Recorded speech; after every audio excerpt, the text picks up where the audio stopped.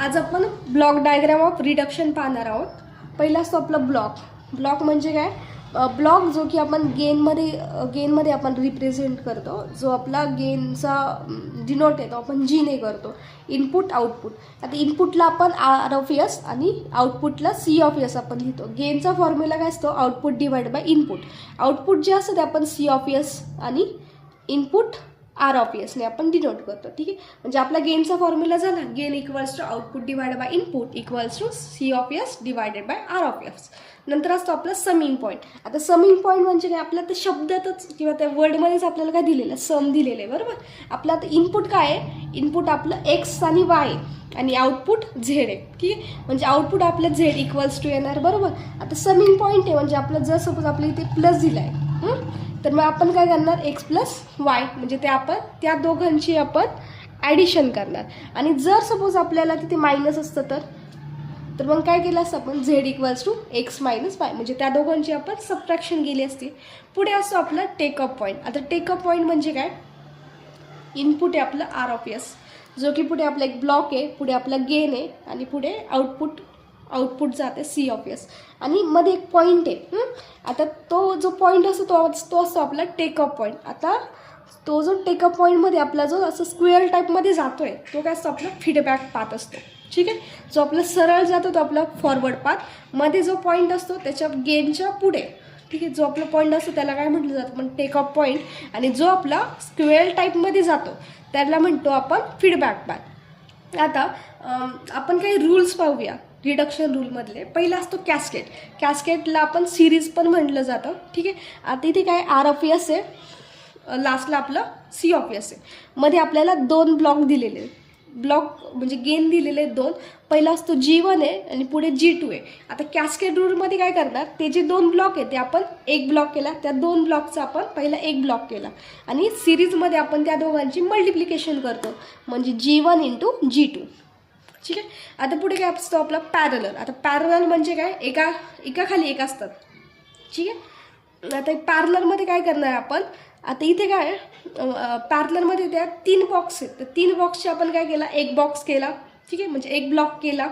आणि आता मग काय करणार? पॅरललमध्ये आपण त्या एकमेकांची आपण ॲडिशन करतो म्हणजे आपण काय केली? G1 plus G2 plus G3. आता जर सपोज इथे जर G3ला इथे मायनस असता तर मग काय केलं असतं आपण? G1 plus G2 minus G3 आणि असं केलं असतं. बरोबर. आता पुढे काय असतो आपला इलेमेंटरी फीडबॅक. आता इलेमेंटरी फीडबॅक म्हणजे काय? आर ऑफ एस आहे. पहिल्यांदा काय केलं? आपलं फॉरवर्ड पाथ केला जी ऑफ एसला. पुढे काय हा काय आपला टेकअप पॉईंट आहे. बरोबर आहे. आधी हा जो आपला स्क्वेअरमध्ये जातो तो काय आपला फीडबॅक पाथ आहे. फीडबॅक पाथ कशाने गेला आहे? आपला एच ऑफ एसने गेला आहे. बरोबर. आता त्याचा फॉर्म्युला काय असतो? आउटपुट डिवाइड बाय इनपुट म्हणजे C of S divide by R of S equals to पहिल्यांदा वरती गेन घ्यायचा पहिलाच जो की G of S divide by under divided 1 plus minus G of S into R of S. G of S into H of S त्या दोघांचं multiplication करायचं. आता जर साईन जर प्लस असतं तर बघ आपलं फॉर्म्युला काय असतं? G of S divided plus असल्यावरती 1 मायनस घेणार. 1 minus G of S into H of S. आणि जर आपलं इथे जर निगेटिव्ह असतं तर आपण काय घेतलं असतं? प्लस घेतलं असतं म्हणजे G of S divide 1 plus G of S into H of S. ठीक. पुढे असतो आपला associative law for summing point. आता असोसिएटिव्ह लॉ म्हणजे काय? की असोसिएटिव्ह म्हणजे काय? A into B equals to B into A असं होतं थोडक्यात. बरं, म्हणजे पोझिशन त्यांची काय होते? रिअरेंज होते. आता यामध्ये काय दिलेत? आपल्याला दोन ब्लॉक दिलेले आहेत. ठीक आहे, इकडे खाली काय आपल्याला ॲरो करून B1 आणि B2 आहे. तो आपण समिंग पॉईंटमध्ये काय केलं? इकडे इनपुट आउटपुट सेम ठेवायचे. ब्लॉक पण आहे तसे गेले, फक्त B1च्या जागी B2 येतो आणि B2च्या जागी B1 येणार. बट केव्हा हा रूल केव्हा ॲप्लिकेबल होतो? की त्यामध्ये कोणताही मध्ये असं बॉक्स पाहिजे नको. ते कसे सरसकडे गेले पाहिजे. असं मध्ये ब्लॉक नको असतो. त्यावेळेस तो आपला associative law for summing point हा रूल आपल्याला ॲप्लिकेबल होतो. पुढे असतो शिफ्टिंग पॉईंट बिफोर ब्लॉक. आता शिफ्टिंग पॉईंट बिफोर ब्लॉक म्हणजे काय? शब्दातच आहेत. आता shifting point summing for before block. आपला हा ब्लॉक आहे, ब्लॉकच्या अगोदर गेन आला बरोबर. मग आता हे काय करणार, शिफ्टिंग करायची म्हणजे शिफ्ट करणार आपण एकमेकांना, रिअरेंज करायची position. R of S C of S same आहे तसंच ठेवायचं. आता हा जो पहिलं इथे काय गेन आहे, गेनच्या जागी ब्लॉक घेणार, ब्लॉकच्या जागी गेन घ्यायचा. ठीक आहे. नंतर खाली ॲरो करणार. आता इथे काय घ्यायचं 1/g, एक्स बाहेर आहे तसंच. इकडे काय करणार 1/g.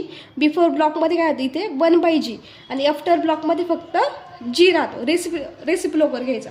Shifting point after block म्हणजे ब्लॉकच्या नंतर आलेला आपला जी. मग काय करणार इथे ब्लॉकच्या अगोदर जी घ्यायचा, जीच्या जागी ब्लॉक, त्याला ॲरो करून इथे काय देणार जी लिहिणार. पुढे असतं आपलं shifting take off point before block. अगोदर काय पाहिलं, ब्लॉक पाहिला बिफोर ब्लॉक आणि इकडे काय टेक ऑफ पॉईंट आहे. म्हणजे टेकअप पॉईंटच्या अगोदर आपला गेन आहे तो आपण रिअरेंज करतात.